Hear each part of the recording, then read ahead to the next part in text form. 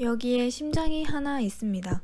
심장은 250에서 300g으로 성인 주먹만한 크기의 그리 크지 않은 기관이지만 분당 약 5리터의 혈액을 내뿜으며 우리가 살아가는데 아주 중요한 기관이죠. 그러나 이 중요한 기관인 심장에서 심근으로의 혈액순환이 부적절하여 연축이 발생하는데 이것이 바로 협심증입니다. 그 중에서도 혈관의 구조적 변화 없이 관상동맥의 간헐적인 경련으로 허혈되어 일어나는 것이 바로 이형성 협심증입니다.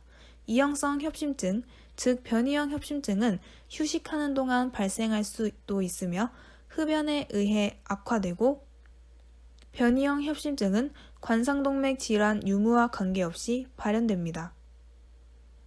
즉, 스트레스나 흡연과 같은 자극으로 혈관에 경련이 생겨 혈관이 수축되어 발생하고 자극이 없어지면 혈관이 정상으로 회복합니다. 특히 새벽에서 아침에 흉통이 나타나는 특징을 갖고 있으며 이외에도 더부룩함, 답답함, 오한 등의 증상이 나타납니다. 또한 EKG에서는 ST 분절의 상승이 나타납니다. 회복 시에는 정상적인 EKG의 모습이 나타납니다. 지금까지 이형성 협심증에 대해 알아보았습니다. 그렇다면 증상 완화를 위해 개선해야 할 생활 습관에는 무엇이 있을까요? 먼저 술과 담배를 끊습니다. 불안이나 스트레스를 관리하고 효과적인 대처법을 마련합니다. 갑작스런 추위에 노출을 피합니다. 혈관 협착을 일으킬 수 있는 약물을 복용하지 않습니다. 의사의 처방대로 약을 지속적으로 복용합니다. 꾸준히 약물 복용을 할 경우 증상이 소실될 수 있습니다.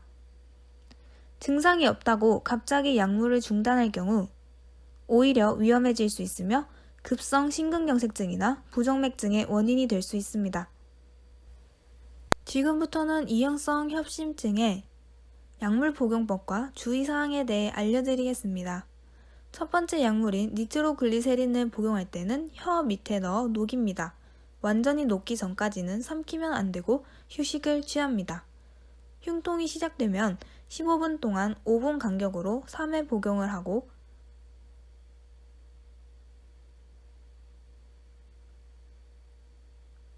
그래도 통증이 가라앉지 않으면 119에 연락하거나 병원을 방문해야 합니다. 특별 주의사항으로는 약물을 항상 휴대해야 하고 복용 시 혀 밑에서 자결감이 나타난다는 것인데요. 이 감각이 느껴지지 않으면 약효가 없어진 것입니다. 약의 안정성을 위해서는 갈색 용기에 밀봉하여 보관하고 용기 개봉 후 3개월이 지나면 교체해야 합니다. 다음은 항혈소판 제제와 항응고제입니다. 항혈소판 제제 및 항응고제는 매일 같은 시간에 복용해야 합니다. 또한 의사의 지시 없이 약물 복용을 중단하면 안 됩니다. 약의 복용을 잊은 경우는 생각난 즉시 복용하고 한 번에 2배의 용량을 복용해서는 안 됩니다. 치과 치료를 포함해 수술, 조직 검사를 받는 경우는 의사와 상의하고 장기 복용 환자는 잇몸, 위장관 출혈 징후를 주의해야 합니다. 베타 차단제의 경우 공복 상태에서 복용하는 것이 좋습니다. 매일 같은 시간에 빠지지 않고 복용해야 하며 의사의 지시 없이 약물 복용을 중단하면 안 됩니다. 특별한 주의사항으로는 복용 초기에 현기증, 두통, 마른 기침 등의 증상이 나타나고 복용 시 입맛의 변화가 있을 수 있습니다.